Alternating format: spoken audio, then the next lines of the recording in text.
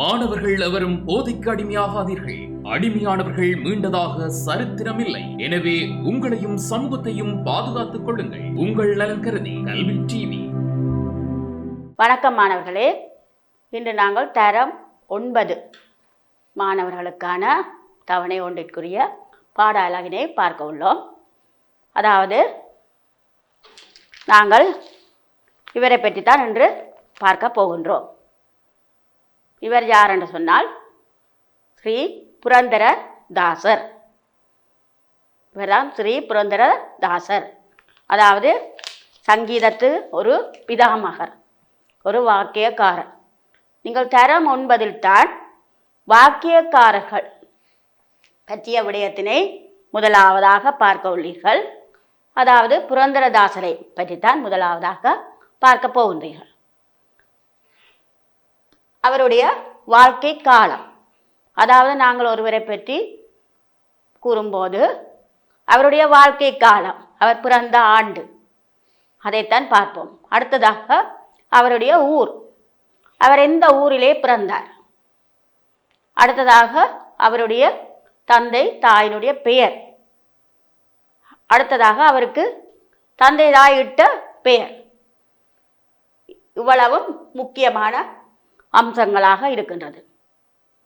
அப்போ நாங்கள் வாக்கியக்காரரை பற்றி பார்க்கும்போது முதலாவதாக அவருடைய வாழ்க்கை காலம். அவருடைய வாழ்க்கை காலம் 1484 தொடக்கம் 1564 வரை. அதாவது அவருடைய வாழ்க்கை காலம் 1484 தொடக்கம் 1564 வரை தான் இவருடைய வாழ்க்கை காலம். அடுத்ததாக பார்த்தோம் என்று சொன்னால் அவர் பிறந்த இடம் புரந்தரகட.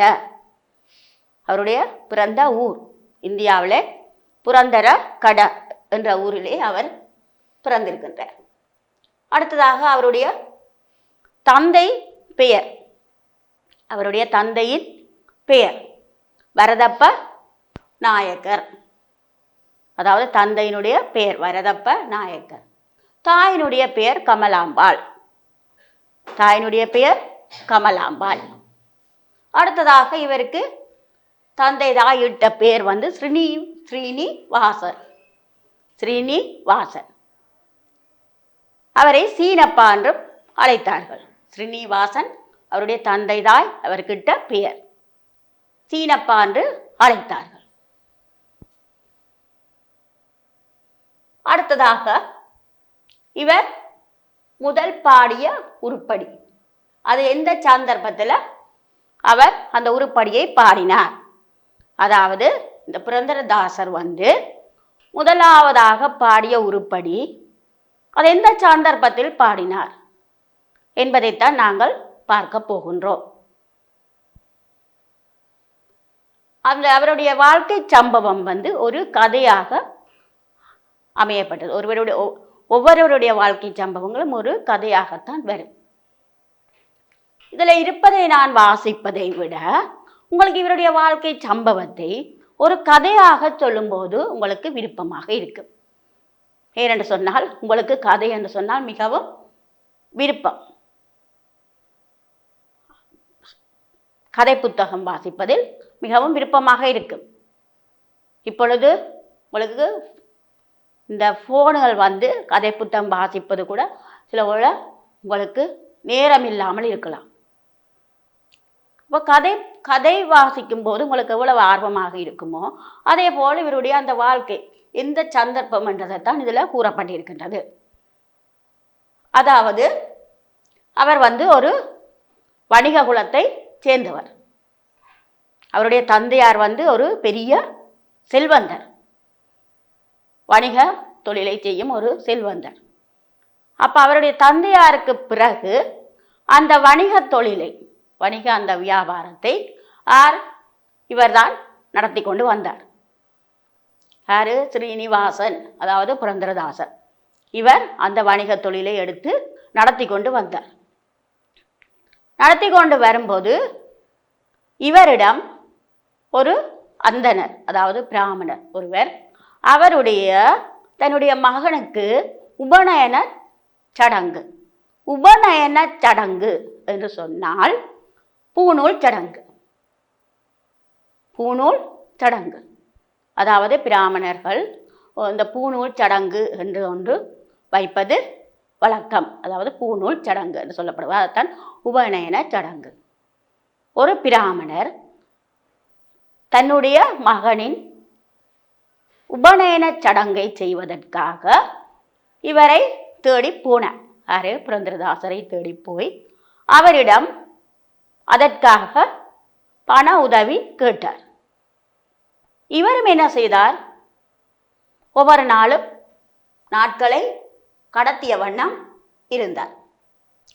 நாட்களை கடத்திய வண்ணம் இன்று இன்று வந்து கேட்கும்போது நாளைக்கு வா, பிறகு நாளை அடுத்த நாள் வரும்போது அடுத்த நாள், இவ்வாறாக அவர் நாட்களை கடத்தி கொண்டிருந்த போது அவர் மனம் சலித்து விட்டார். அந்த பிராமணர், உதவி கேட்டு வந்த அந்த பிராமணர் மனம் சலித்து விட்டார். அவர் இறுதியாக என்ன செய்தார்? அவருடைய மனைவியிடம் சென்றார். புரந்தரதாசரின் மனைவியிடம் வீட்டிற்கே சென்றார். வீட்டிற்கு சென்று அந்த அந்தனர் மனைவியிடம் தன்னுடைய மகனிற்காக உபநயன சடங்கை செய்வதற்கு தனக்கு உதவி செய்யும்படி கேட்டார். அப்போது மனைவி யோசித்துவிட்டு அவளிடம் கையில் பணம் இல்லாததால் அவ உடனே என்ன செய்தால், தன்னுடைய மூக்குத்தியை கலட்டி அந்த அந்தனரிடம் கொடுத்து அனுப்பினார். அதையை கொண்டு எங்கு சென்றார் என்று சொன்னால், புரந்தரதாசரிடமே, அவருடைய கணவரிடமே. என்றால் அவர்தான் அந்த ஊரில் ஒரு பெரிய வணிக தொழில் செய்யும் ஒரு செல்வந்தராக இருந்தார். அப்ப இவர் அந்தனர் என்ன செய்தார்? மனைவியிடம் புரந்தரதாசரின் மனைவியிடம் வாங்கின அந்த மூக்குத்தியை கொண்டு புரந்தரதாசரிடமே அதை விற்பதற்காக சென்றார். இப்ப விற்பதற்காக சென்று அந்த மூக்குத்தியை அவரிடம் கொடுத்த போது அவர் பார்த்துவிட்டு, இது என்னுடைய மனைவியின் மூக்குத்தி மாதிரியே இருக்கின்றதே என்று சொல்லி யோசித்தார். என்றால் அந்த ஊரிலேயே இவ்வாறான ஒரு மூக்குத்தியை அவருடைய மனைவி மட்டும்தான் போட்டிருந்தார். மிகவும் விலை மதிப்புள்ள ஒரு மூக்குத்தி. அவருடனே தன்னுடைய அந்த இடத்திலே வேலை செய்யும் ஒருவரை கூப்பிட்டு இந்த மூக்குத்தியை கொடுத்து இதே தன்னுடைய மனைவியின் மூக்குத்தியை வாங்கி வரும்படி அனுப்பினார். அப்ப அவருடனே புரந்தரதாசரின் மனைவியிடம் சென்று, உங்களுடைய மூக்குத்தியை உங்கள் கணவர் வாங்கி வரும்படி கூறியிருக்கின்றார் என்று கூறினார். இந்த கதையைத்தான் இதில் உங்களுக்கு போடப்பட்டு இருக்கின்றது. அதான் நான் இதை வாசிப்பதை விட உங்களுக்கு இதில் கூறப்பட்ட விடயத்தை தான் நான் உங்களுக்கு கதையாக சொல்லுகின்றேன். அதை வாங்கி வரும்படி கூறிய போது மனைவி கூறினா, யோசித்தா, நான் மூக்குத்தியை கொடுத்து விட்டேன் அந்தனரிடம், இப்போது என் கணவர் கூறி அனுப்பியிருக்கின்றேன், இப்போ நான் என்னென்று மூக்குத்தியை அனுப்புவது என்று யோசித்து விட்டு இறைவனிடம் கும்பிட்டான். கணவர் இந்த மூக்குத்தியை வாங்கி வரும்படி கூறி அனுப்பியிருக்கின்றார், நான் எவ்வாறு இந்த மூக்குத்தியை அனுப்புவது? என்னிடம் இப்போது மூக்குத்தி இல்லையே என்று சொல்லி இறைவனை வணங்கினான். இறைவனின் அருளால் அவளுக்கு அதே மாதிரி மூக்குத்தி அவளுடைய மூக்கில் இருப்பதை அவ உணர்ந்தாள்.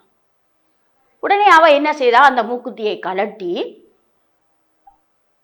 கணவனிடம் இருந்து வந்த அந்த வேலையாளிடம் இந்த மூக்குத்தியை கொடுத்து அனுப்பினான். அவர் அந்த மூக்குத்தியை வாங்கி கொண்டு சென்று புரந்தரதாசரிடம் இந்த மூக்குத்தியை கொடுத்தார். அவர் பார்த்துவிட்டு, இது என்ன ரெண்டும் ஒரே மாதிரி மூக்குத்தியாக இருக்கின்றதே என்ற யோசித்தார். யோசித்து விட்டு உடனே வீட்டிற்கு சென்றார். சென்று மனைவியிடம், இந்த மூக்குத்தி எவ்வாறு உனக்கு கிடைத்தது என்று கேட்டார். கேட்கும்போது மனைவி உண்மையைத்தான் கூற வேண்டும் கணவரிடம் என்ற நிர்பந்தத்தால் அவ தனக்கு எவ்வாறு இந்த மூக்குத்தி கிடைத்தது, தான் உங்களுடைய மூக்குத்தியை அந்தனரிடம் ஏன் கொடுத்தனான் என்பதை விளக்கமாக தன் கணவரிடம் கூறினான். அதற்கு அப்புறமாக அவர் விளங்கி கொண்டார், தான் செய்த தவறையும் உணர்ந்து. ஏனென்று சொன்னால் அந்த அந்தனர் ஒவ்வொரு நாளும் வரும்போது அவர் நாட்களை கழித்து கொண்டிருந்தார். நாளைக்கு வா நாளைக்கு வா, தன்னுடைய மகனுடைய அந்த உபநயன சடங்குக்காக உதவி கேட்டபோது பண உதவி அவர் இல்லை என்றும் சொல்லாமல் அவர் இப்படியே நாட்களை கழித்து கொண்டிருந்தவர். அப்ப அந்தனர் மனம் உடைந்து இவரிடம் பண உதவி கேட்டு களைத்து போய்த்தான் அவர் என்ன செய்தார், மனைவியிடம் போய் கேட்டது. புரந்தரதாசரின் மனைவியிடம் போய் கேட்டவர். அப்ப உடனே புரந்தரதாசர் உணர்ந்தார், தன்னிடம் அந்தனராக வந்தவர் இறைவனே என்று யோசித்து அதற்கு அப்புறமாகத்தான் அவர் முதலாக அடானா ராகத்திலே அந்த உருப்படியை அவர் பாடினார். அதாவது லோச தனலோ என்ற ஒரு உருப்படியைத்தான் அவர் அடானா ராக உருப்படி, லோச தனலோ என்ற அடானா ராக ஒரு உருப்படியை அவர் உடனே பாடினார். அதாவது அவர் முதல் பாடிய அந்த உருப்படி சந்தர்ப்பம், அவர் முதல் பாடிய அந்த உருப்படியின் சந்தர்ப்பம் தான் இதில் கூறப்பட்டது. அந்த சந்தர்ப்பத்தை தான் நான் உங்களுக்கு கதை வடிவத்திலே கூறினேன். அதாவது முதல் பாடின உருப்படியின் சந்தர்ப்பம் என்று கேட்கப்படும் போது அவருடைய இந்த விஷயத்தினா அதில் கூறப்பட்டிருக்கிறது. இதை நீங்கள் உங்களுடைய இதை படித்து பாடமாக்கி எழுத வேண்டும் என்ற அவசியம் இல்லை. ஆகவே தான் இதில் கூறப்பட்ட அந்த விடயத்தை தான் நான் உங்களுக்கு கதை வடிவில் கூறினேன். அதனை திரும்பவும் சுருக்கமாக உங்களுக்கு கூறுகின்றேன். அதாவது அவர் ஒரு வணிக தொழில் செய்பவர். அவருடைய தந்தையார் வணிகத்தில் ஒரு செல்வந்தர். ஆகவே அவர் தந்தையாருக்கு அடுத்தபடியாக அவர் அந்த தந்தையாருக்கு பிறகு அதே தொழிலையே அவரும் செய்தார், அந்த வணிக தொழிலை. அப்போ அந்த ஊரிலேயே இவர் தான் ஒரு செல்வந்தர். அப்போ வணிக தொழிலை இவர் செய்து கொண்டிருக்கும் போது தான் இவருடைய செல்வந்தர் என்றபடியால் ஒரு உபநயன சடங்கை நடத்துவதற்காக அந்தனர் ஒருவர் தன்னுடைய மகனின் உபநயன சடங்கை நடத்துவதற்கு இவரிடம் வந்து உதவி கேட்டவர். உதவி கேட்கும்போது அவர் ஒவ்வொரு நாட்களையும் கடத்தி கொண்டிருந்தார். அவர் கடத்தி கொண்டிருந்த போது அவர் யோசித்தார், என்னடா மனம் உடைந்து விட்டார். இப்போ நாங்களும் அப்படித்தான் ஒருத்தரிடம் போய் உதவி கேட்கும்போது அவர் நாளைக்கு வா நாளைக்கு வா என்று சொல்லும்போது எங்களுக்கு மனதில் என்னடா ஒவ்வொரு நாளும் போய் கேட்க இப்படி சொல்லுகின்றாரே, சரி என்ன ஒரு நாள் போவோம் என்று அடுத்த நாள் போவோம். இப்போ நீங்கள் ஒரு படிப்பதற்கு தினம் ஒரு புத்தகத்தை ஒருவரிடம் கேட்கும்போது, உங்களோட நண்பருடனோ யாரிடம் கேட்கும்போது அவர் நாளைக்கு வா, அப்புறம் அடுத்த நாள் போக இல்லை இன்றைக்கு நான் படிக்க போகிறேன், நாங்கள் அடுத்த நாள் வா. இப்படியாக ஒவ்வொரு நாளை கடத்தி கொண்டிருக்கும் போது எங்களுக்கு மனதில் ஒரு வெறுப்பு வந்துவிடும். சரி இவர்கிட்டே நாங்கள் புத்தகத்தை கேட்பான் என்ற மாதிரி எங்களுக்கு இன்னும் ஒரு வருடம் நாங்கள் போய் புத்தகத்தை வாங்கி படிக்கலாம் என்ற அப்படி ஒரு நோக்கம் வரும். அதே போலவே தான் இந்த அந்த நேரம் ஒவ்வொரு நாளும் இவர் போகப்போ நாளைக்கு வா நாளைக்கு வா என்று சொல்லும்போது அவருடைய மனம் உடைந்து விடும். ஆகவே தான் அவர் என்ன செய்தார், இவருடைய மனைவியிடம் வீட்டிற்கே சென்று அந்த மூக்குத்தியை கேட்கின்றார். மூக்குத்தியை அல்ல, அவர் உதவியை கேட்கின்றார். ஏதாவது உதவி செய்யும்படி தன்னுடைய மகனுடைய உபநயன சடங்கை நடத்துவதற்கு எனக்கு ஏதாவது உதவி செய்யுங்கோ. மனைவியிடம் கேட்டபொழுது மனைவி என்ன செய்கிறா, தன்னுடைய மூக்குத்தியைத்தான் அவர் கலட்டி அவரிடம் கொடுக்கின்றார். அவர் அந்த மூக்குத்தியை அவருடைய கணவரிடமே புரந்தரதாசரிடமே என்ன செய்கிறார், விற்கிறதுக்கு செல்லுகின்றார். விற்க கொண்டு போய் கொடுக்க வைக்கல தான் அவர் புரந்தரதாசர் பார்க்கின்றார், இது என்ற அந்த ஊரிலேயே ஒரு செல்வந்தர், அவருடைய மனைவியிடம் மட்டும்தான் அவ்வாறு ஒரு விலை மதிப்புள்ள மூக்குத்தி இருக்கின்றது. அப்போ அவர் பார்த்துட்டு தான் யோசிக்கின்றார், இது என்னுடைய மனைவியினுடைய மூக்குத்தியாக இருக்கின்றதே என்று சொல்லி போட்டு தன்னுடைய அங்கே வேலை செய்யும் ஒருவரை கூப்பிட்டு, நீ உடனடியாக வீட்டுக்கு சென்று என்னுடைய மனைவியின் மூக்குத்தியை வாங்கி கொண்டு வா என்று சொல்லி அனுப்புகின்றார். அப்போ அவரும் அங்கவே மனைவியிடம், உங்களுடைய கணவர் உங்களுடைய மூக்குத்தியை வாங்கி வரும்படி கூறியிருக்கின்றார் என்று கூறி அந்த மூக்குத்தியை வாங்கி கொண்டு வந்து புரந்தரதாசரிடம் ஒப்படைக்கின்றார். அப்போது புரந்தரதாசர் பார்க்கின்றார், அதை 2 மூக்குத்திகளும் ஒரே மாதிரி இருக்கின்றதே, என்னென்று இவ்வாறு வரம் என்றுட்டு திரும்பி அவர் மனைவியிடம் வீட்டிற்கு சென்று, இந்த மூக்குத்தி என்னென்று உனக்கு கிடைத்தது என்று சொல்லி கேட்கின்றார். அதாவது அந்தனர் கூறுகின்ற எவ்வாறு தன்னுடைய கஷ்டத்தை சொல்லி கேட்கும் போதுதான் மனைவி கொடுத்திருக்கின்றார். இவர் 2 மூக்குத்தியும் ஒரே மாதிரி இருந்தபடியே இது என்னுடைய மனைவியினுடைய மூக்குத்தி தான், அப்படித்தான் இருக்கின்றது. ஆகவே இது மனைவியினுடைய மூக்குத்தி என்றபடியால் நான் போய் அந்த மூக்குத்தியை வாங்கி கொண்டு வந்து பார்ப்போம் என்றதான் அந்த மூக்குத்தியை வாங்கி கொண்டு வர சொன்னதும் திரும்பவும் 2 மூக்குத்தியையும் கொண்டு போய் மனைவியிடம் கேட்கின்றார், இந்த மூக்குத்தி எவ்வாறு உனக்கு கிடைத்தது? அவ இறைவனை கும்பிடுத்தான் அவருக்கு அந்த அந்தனருக்கு 2ஆம் தரம் மூக்குத்தியை வாங்கி வரும்படி கூறிய போது அவட மூக்குத்தி இல்லை. அப்போ அவ என்ன செய்தவ? இறைவனைத்தான் கும்பிட்டவ. நான் என்னண்டு இப்போ அவருக்கு மூக்குத்தியை கொடுத்து விடுவேன். இறைவன் அருளால் தான் அந்த அடுத்த மூக்குத்தி அவருக்கு கிடைத்தது. அவனுடைய மூக்குலே இருந்தது. அதை கலட்டி அந்தனரிடம் கொடுத்தவ. அப்போ அந்த நடந்த விடயத்தை அவ கணவருக்கு கூறுகின்றார். அப்போதுதான் அவர் உணர்கின்றார், எவ்வாறு தான் செய்த தவறை, தான் அவர் பண உதவி கேட்டு வரும்போது தன்னிடம் பணம் இருந்தும் தான் அவருக்கு உதவி செய்யாமல் நாட்களை கடத்தி கொண்டு இருந்தது எவ்வளவு பிழை. தான் செய்த பிழையை உணர்த்துவதற்காகத்தான் கடவுள் இவ்வாறு இறைவன் தான் அந்தனர் வடிவிலே தனக்கு வந்து இதை உணர்த்தியிருக்கின்றார் என்று சொல்லித்தான் அவர் அந்த உடனே இறைவனை கும்பிட்டு முதலாக அடான ராகத்திலே அந்த உருப்படியை அவர் பாடுகின்றார். லோசன தனலோ என்ற அந்த உருப்படியை அவர் பாடினார்.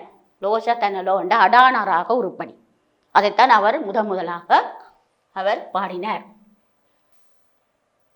அடுத்ததாக நாங்கள் அவருடைய இசைப்பணியை பற்றி பார்த்தோம் என்று சொன்னால், அவர் பல நூற்றுக்கணக்கான, அதாவது 4 லட்சத்திற்கு மேற்பட்ட உருப்படிகள் பதங்களை அவர் இயற்றியிருக்கின்றார். அவருடைய பதங்கள் இன்று 8000 பதங்கள் இன்று வழக்கில் நாங்கள் இருக்கின்றது. அவருடைய பதங்கள் 8000 இன்று வழக்கத்தில் இருக்கின்றது அவருடைய பதங்கள். அடுத்ததாக அவருடைய இசைப்பணி அவர் மாணவர்களுக்கு பயிற்சிக்காக மாயமால கவுளை ராகத்தில் ஸ்வராளி வரிசை, மேல்சாய் வரிசை, ஜண்டை வரிசை, அலங்காரம் இவ்வாறான உருப்படிகளை அவர் இயற்றியிருக்கின்றார். அதாவது மாணவர்களுக்கு பயிற்சிக்கான அப்பியாசகான உருப்படிகள் என்று இவற்றை நாங்கள் படித்திருக்கின்றோம். அந்த அப்பியாசகான வரிசைகளை இவர்தான் என்ன செய்தார்? மாயமாளவ கவுளை ராகத்தில் சுராளி வரிசை, மேல்சாய் வரிசை, ஜண்டை வரிசை, அலங்காரம் இவ்வாறான உருப்படிகளை அவர் இயற்றினார். மற்றது இவருடைய காலத்திலே தான் இந்த சப்த தாளங்கள், இவரால் தான் இந்த சப்த தாளங்கள் பிரசித்திக்கு வந்தன. அடுத்ததாக ஆரம்ப பயிற்சி உருப்படிகளை இவர் மாயமால கவுளை ராகத்தில் பாடப்பட வேண்டும் என்று இவர் கொண்டு வந்தார்.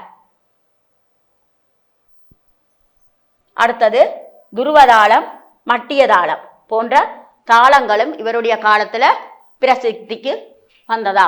அதாவது துருவதாளம், மட்டியதாளம் இவ்வாறான தாளங்கள் இவருடைய காலத்தில் சிறப்பு பெற்று இருந்தது.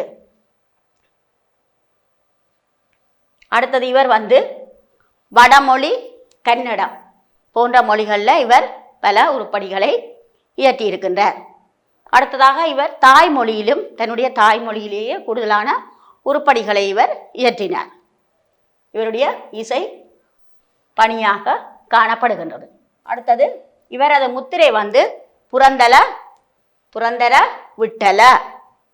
இவருடைய முத்திரை புரந்தர விட்டல என்பதுதான் இவருடைய முத்திரையாக காணப்படுகின்றது. அடுத்தது இவருடைய உருப்படிகளுக்கு உதாரணங்கள் இங்கே காணப்படுகின்றது. இதில் நீங்கள் 2 உங்களுக்கு ஞாபகப்படுத்தி வைத்து கொள்ளலாம். எல்லாவற்றையும் ஞாபகப்படுத்த முடியாவிட்டாலும் 2 உருப்படியாவது நீங்கள் ஞாபகத்தில் நீங்கள் வைத்து கொள்ளலாம் இவற்றை. அடுத்தது வினாக்கள் இவற்றில் வரக்கூடிய வினாக்களை நாங்கள் பார்ப்போமாக இருந்தால், புரந்தரதாசர் முதலாவது புரந்தரதாசருடைய வாழ்க்கை காலம். புரந்தரதாசரின் வாழ்க்கை காலம் பார்த்தீர்கள் என்று சொன்னால் 1484 தொடக்கம் 1564 வரை. முதலாவது வினா, புரந்தரதாசரின் வாழ்க்கை காலம் வந்து 1484 தொடக்கம் 1564 வரை. அடுத்ததாக புரந்தரதாசரின் பெற்றோர் பெயர். புரந்தரதாசரின் பெற்றோர்களுடைய பெயர். தந்தையினுடைய பெயர் வந்து வரதப்ப நாயக்கர். தந்தையுடைய பெயர் வரதப்ப நாயக்கர். தாயினுடைய பெயர் கமலாம்பாள். தாயினுடைய பெயர் கமலாம்பாள். அடுத்ததாக இவருக்கு பெற்றோர் இட்ட பெயர் வந்து ஸ்ரீனிவாசன், சீனப்பா என்றும் அழைக்கப்படும். பெற்றோர்களால் இவருக்கு இட்ட பெயர் ஸ்ரீனிவாசன், சீனப்பா என்றும் இவரை அழைக்கப்படுகின்றது. அடுத்தது இவருடைய சிறப்பு பெயர். இவருக்கு வழங்கப்பட்ட சிறப்பு பெயர் நவகோடி நாராயணன். இவருக்கு வழங்கப்பட்ட சிறப்பு பெயர் வந்து நவகோடி நாராயணன். அடுத்தது இவருடைய முத்திரை புரந்தர விட்டல. அதாவது புரந்தரதாசரின் முத்திரை வந்து புரந்தர விட்டல. வினாக்களை பாருங்கள். இந்த வினாக்களையே நீங்கள் சரியான முறையிலே விளங்கி படித்து வைத்திருந்தால் உங்களுக்கு பரீட்சைக்கு முதல் நாள் தான் எடுத்து பார்க்க வேண்டும் என்ற அவசரம் இல்லை. ஏன்னா உங்களுடைய தரம் 9 வாக்கியக்காரர் இவர் ஒருவரை பற்றி மட்டும்தான் வருகின்றது. இவருடைய வாழ்க்கை காலத்தை பற்றி நான் கதையாகவே உங்களுக்கு கூறியுள்ளேன். அதாவது அந்த கதை தான் இவருடைய முதல் உருப்படி பாடுவதற்கு காரணமாக அமைகின்றது. சந்தர்ப்பம், முதல் உருப்படி பாட சந்தர்ப்பம், அவற்றைத்தான் நான் உங்களுக்கு அந்த கதை மூலமாகவே உங்களுக்கு சொல்லியிருக்கின்றேன். அதை அப்படியே எழுதினாலே அந்த சந்தர்ப்பம் ஓகே. அடுத்ததாக நாங்கள் இசைப்பணி பார்த்தோம். அவர் எவ்வாறான இசைப்பணிகளை இயற்றியிருக்கின்றார் என்று பார்த்தோம். பல பதங்களை இயற்றியிருக்கின்றார். அடுத்தது சுராளி வரிச, மேல்சாவரிச, ஜண்ட வரிச, அலங்காரம், கீதங்கள், பதங்கள் இவ்வாறான உருப்படிகளை இயற்றியிருக்கின்றார். மாணவர்களுக்கான பயிற்சிக்காக ஏற்படுத்தப்பட்ட அபியாசகான வரிசைகளை இயற்றியிருக்கின்றார். துருவம், மட்டிய தாளங்கள் இவருடைய காலத்தில் பிரசித்திக்கு வந்தது. அடுத்ததாக நாங்கள் பார்த்தோம் என்று சொன்னால் ஆரம்ப பயிற்சி மாயமால கவலை ராகத்தில் எந்த ராகத்தில் இவர் பாடப்பட வேண்டும் என்று கொண்டு வந்தார்னா மாயமால கவலை ராகத்தில் இவர் கொண்டு வந்திருக்கின்றார். அடுத்தது இவருடைய உருப்படிகள் அமைந்த மொழி வந்து கன்னடம், அடுத்தது வடமொழி. இவருடைய உருப்படிகள் அமைந்த மொழி வந்து கன்னடமும் வடமொழியும் காணப்படுகின்றது. அடுத்ததாக இவருக்கு வழங்கப்பட்ட பட்டங்கள், அதாவது பெயர்கள். இவருக்கு வழங்கப்பட்ட பெயர் எவ்வாறான பட்டங்கள் அளிக்கப்பட்டது பெயர்கள். அதாவது ஆதிகுரு என்று அழைக்கப்பட்டிருக்கின்றது. அடுத்ததாக சங்கீத பிதாமகர் என்றும் இவரை அழைக்கின்றோம். அதாவது பகுதி ஒன்றில் உங்களுக்கு வரலாம். சங்கீத பிதாமகர் என்று அழைக்கப்படுபவர் யார் என்று வினா வரலாம். வந்தால் அவர் வந்து புரந்தரதாசர். அடுத்ததாக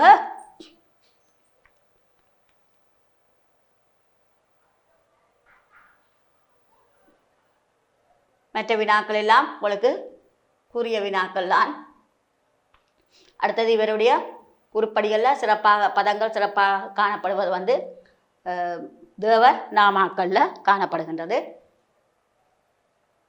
திரும்பவும் நாங்கள் இவருடைய கதை கூற தேவையில்லை என்றால் 2 தரம் உங்களுக்கு அந்த கதையை நான் மிகவும் படிவாக கூறிவிட்டேன். உங்களுக்கு அந்த கதையின் சுருக்கம் விளங்கி இருக்கும். அதாவது அந்த கதை இவருடைய முதல் உருப்படி பாடுவதற்கான சந்தர்ப்பம் என்று கேட்கப்படும் போது தான் நீங்கள் அந்த கதையை நீங்கள் அவ்வாறு எழுதினால் ஓகேயா இருக்கும். அடுத்ததாக இதில் வரக்கூடிய வினாக்கள் காணப்படுகின்றது.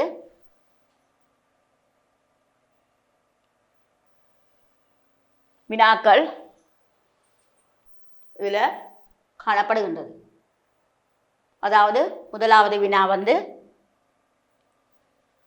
அவருடைய வாழ்க்கை காலம்.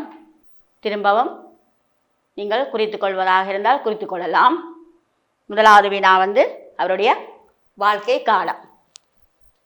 வாழ்க்கை காலம் 1484 தொடக்கம் 1564 வரை. அடுத்ததாக அவருடைய தந்தை தாய் பெயர் தந்தையினுடைய பெயர் வரதப்ப நாயக்கர், தாயினுடைய பெயர் கமலாம்பாள். தாயினுடைய பெயர் கமலாம்பாள். அடுத்தது அவர் பிறந்த இடம் புரந்தர கட என்பது அவர் பிறந்த இடம். அடுத்ததாக அவருக்கு தந்தை தாய் இட்ட பெயர், அவருடைய தந்தை தாய் அவருக்கு இட்ட பெயர் ஸ்ரீனிவாசன். அவரை சீனப்பா என்றும் அவர்கள் அழைப்பார்கள். ஸ்ரீனிவாசன் சீனப்பா என்றும் அழைப்பார்கள். அடுத்ததாக அவருக்கு வழங்கப்பட்ட சிறப்பு பெயர் பார்த்தீர்களா? அவருக்கு வழங்கப்பட்ட சிறப்பு பெயர் நவகோடி நாராயணன். அவருக்கு வழங்கப்பட்ட சிறப்பு பெயர் நவகோடி நாராயணன். அடுத்ததாக அவருடைய முத்திரை, புரந்தரதாசரின் முத்திரை. இவ்வளவு முக்கியமான வினாக்கள். அடுத்ததாக புரந்தரதாசரின் முத்திரை, அது புரந்தர விட்டல. முத்திரை புரந்தர விட்டல. அடுத்ததாக அவர் சங்கீதத்திற்கு ஆற்றிய இசைப்பணி என்ற வினாவிற்கு நீங்கள் அவர் மாணவர்களுக்கு பயிற்சிக்காக மாயமால கவுளை ராகத்தில் பாடப்பட வேண்டும் என்பதை கொண்டு வந்தார். அவ்வாறு அந்த அவரால் ஏற்படுத்தப்பட்ட உருப்படிகளாவன சுராளி வரிசை, மேல்சாய் வரிசை, ஜண்டை வரிசை, அலங்காரம். இவ்வாறான உருப்படிகளை அவர் மாயமால கவுளை ராகத்தில் மாணவர்கள் பாடப்பட வேண்டும் என்ற ஒரு நியதியை அவர் கொண்டு வந்தார். அடுத்ததாக இவ்வாறான வினாக்கள் காணப்படுகின்றது. திரும்பவும் நீங்கள் இவற்றை இதில் ஏதும் உங்களுக்கு தேவையாக இருந்தால் எடுத்துக்கொள்ளலாம். இப்போ நாங்கள் பார்த்தது யாரை பற்றி என்று சொன்னால் தெரியுமா மாணவர்களே? புரந்தரதாசர்.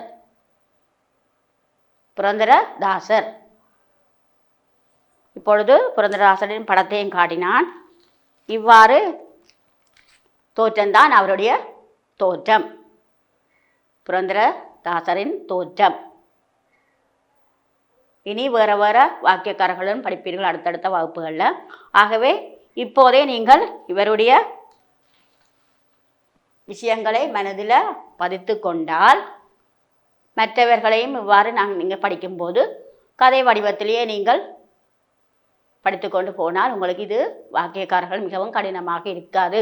ஏன்னு சொன்னால் நாங்கள் தரம் 11 தரம் 10 தரம் 11 வாக்கியக்காரர்களுக்கு, அதாவது உங்களுடைய 40 சாதாரண பரீட்சை இறுதியில் உங்களுக்கு வாக்கியக்காரர்களில் ஒரு ஆளை பற்றி நிச்சயமாக அவரை பற்றி எழுதுவதற்கு வரும்.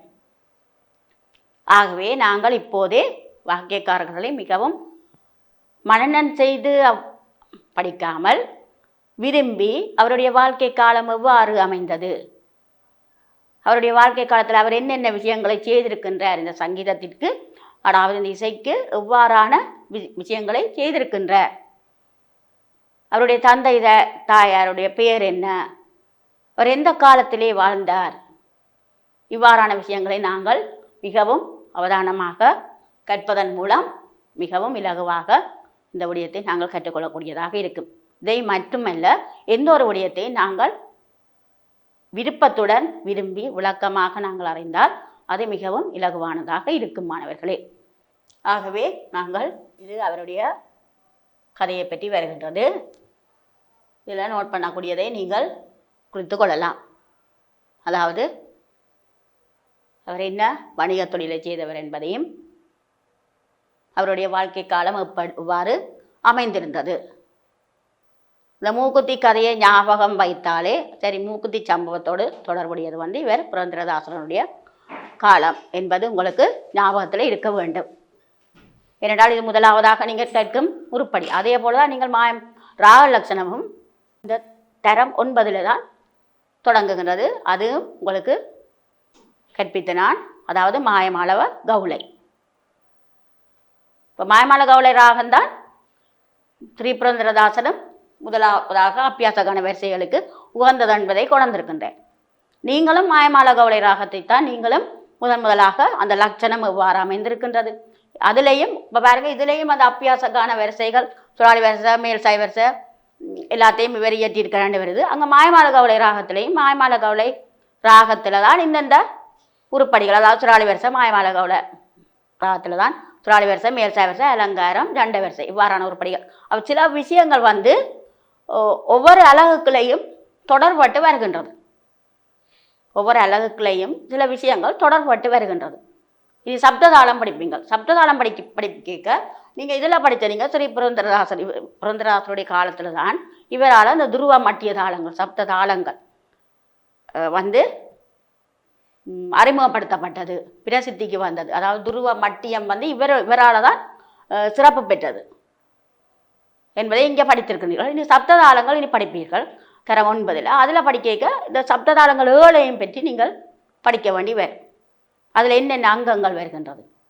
நீங்கள் அலங்காரமே படித்து விட்டீர்கள். அலங்காரமே தரம் 7 இருந்து ஏகதாளம், அப்புறம் ரூபதாளம், அடுத்த ஜம்பதாளம் இவ்வளவு நீங்கள் படித்திருக்கிறீர்கள். அப்போ பாருங்க, ஒன்றுடன் ஒன்று தொடர்புபட்டு ஒவ்வொரு அலகுகளையும் ஒவ்வொரு விஷயங்கள் வந்து கொண்டே இருக்கின்றது. ஆகவே மாணவர்களே, நாங்கள் இன்றைய வகுப்பை இவருடைய வாழ்க்கை காலம், இசைப்பணி, அவருடைய பிறந்த ஊர், அவருடைய தாய் தந்தை பெயர் இவ்வாறான விடயங்களை பற்றி பார்த்தோம். அவருடைய முத்திரை புரந்தர கடை, புரந்தர விட்டலை, பிறந்த இடம் புரந்தர கடை இவ்வாறான விடயங்களை பார்த்திருக்கின்றோம் என்று கூறிக்கொண்டு உங்களிடமிருந்து நான் விடைபெறுகின்றேன். வணக்கம் மாணவர்களே. கல்வி டிவியில் புத்தம்புது நிகழ்ச்சிகளை உடனுக்குடன் பார்த்து மகிழ எமது ஃபேஸ்புக் மற்றும் யூடியூப் பக்கத்தை லைக் செய்யுங்கள்.